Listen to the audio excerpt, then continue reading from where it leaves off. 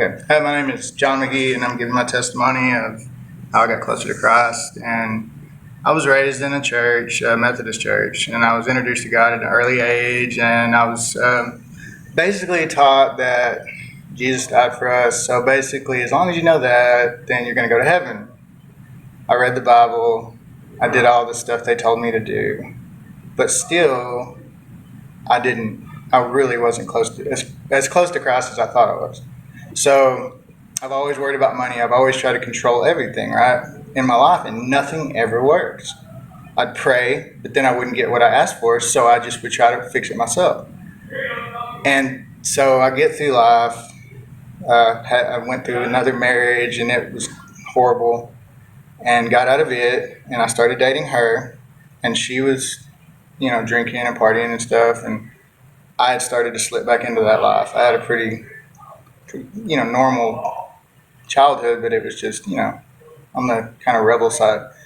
Well, met her and we started dating. We dated for about 4 months, and then we broke up. We got in a fight, and she ended up going out with this other guy, and they were going to get a drug test for him to start a new job, and they were on the road, and this diesel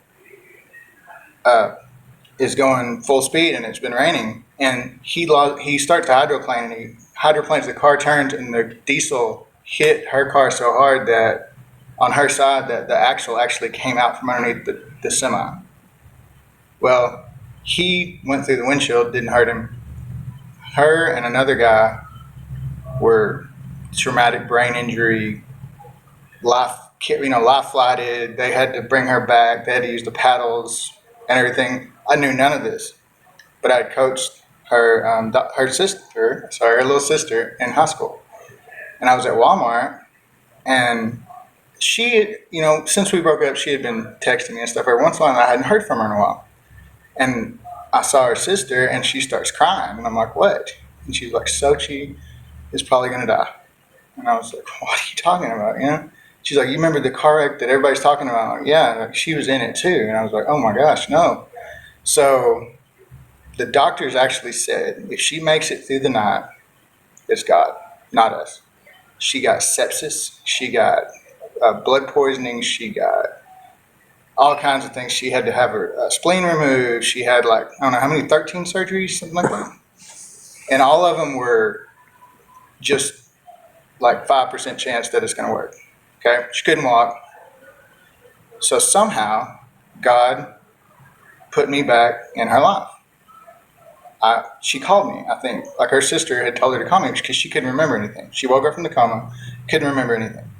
So she called me, but she remembered me. I was a teacher's aide when she was in school, and she remembered me as the teacher's aide. So we start talking, and I just had this feeling come over me don't let her off the phone, because if you do, because she had this guy that was crazy. I mean, he was obsessive and was trying to get her children taken away from her and all this stuff. And I was like, this is my opportunity to get into her life and get her away from these people, because if I don't, she's going to lose the kids and she's going to go down the dark path. Me thinking that I'm not going down a dark path, right? So I just stayed on the phone 24 hours a day with her, right? And we start talking. We basically got to know each other all over again, and she asked a million questions, and finally her memory starts coming back and stuff. She starts remembering stuff. And I had no idea who her parents were. And I said, hey, can I ride with your mom and your stepdad to pick you up from the hospital? Because I knew that other guy was going to come. So we go pick her up. We go back to her mom's house. I stayed with her the entire time. She could not walk. I had to carry her to the bathroom, everything, okay? So this whole time, I'm still worrying about money. No matter how much money I got, I still couldn't pay the bills, trying to fix it myself. Well, if I start this business and I do this and I move this money here and I borrow this money, it never works. I'm praying, God, come on, just let me have enough money to do this. Why is this happening? Why can't she walk? Why did this have to happen to us? Well, then one day, and we were fighting a traumatic brain injury. She had a lot of intense anger because her brain was getting back to normal. And we would have fights over crazy stuff that I wouldn't even know why. It was just fits of rage, but that's the brain transitioning back to normal. So I'm praying and I'm praying. And one day I stopped and I was like, maybe if I just listen real carefully, I'll actually get an answer.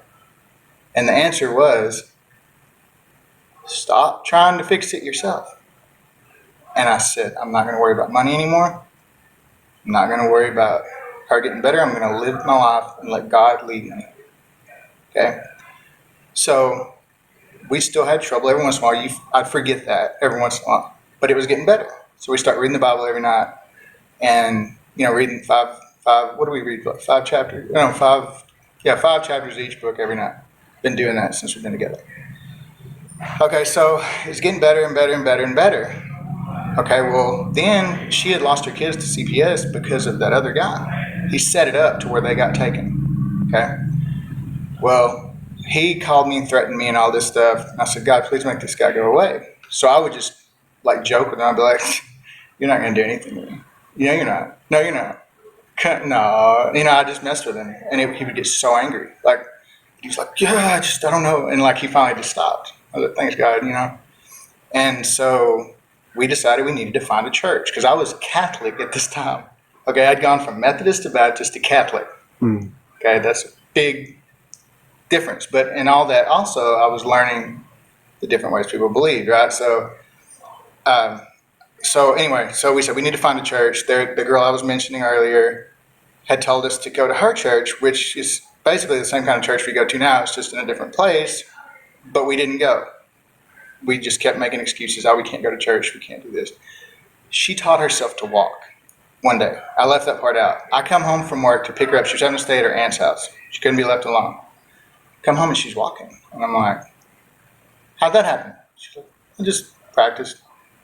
Now she's driving and going to do yoga and things like that. So then, after I let God handle stuff, we got the boys back. We went to court, got the boys back. Then, 2 days before they moved in, my house was small. It was a little house, bachelor pad. We were able to get a house moved in that was big enough, the electricity turned on, and the water. I had no idea how we were going to do it. God just made it happen. All right? So, I'm going, God really does answer prayers. He just don't answer them the way you want him to. And you can't do stuff on your own, ever. You just got to let him do it. So now everything's just smooth sailing, right? So we decided we're going to go to church, but not this week. And she wanted to go visit her cousin to talk about their church. Well, I had no idea where her cousin lived or anything. We'd gone to this little convenience store up here to park so she could call him. Well, he didn't answer. So I just take off, and I don't know why I'm doing this, right? I think I'm driving to their house. I don't know why I think I know where they live. So I drive to this place by the Catholic church. And it turns out her cousin was there, but it was his church. It wasn't his house. I had no idea about that. So I walked in with her, and they're like, you want to stay, for service? I'm like, yeah. It feels pretty comfortable, And it was in Spanish, and my Spanish is really, I don't understand. It takes me longer, especially with biblical words. Well, we stayed there, and I felt so comfortable, and I was just like, whoa, and I was learning stuff, and I was just like, wow.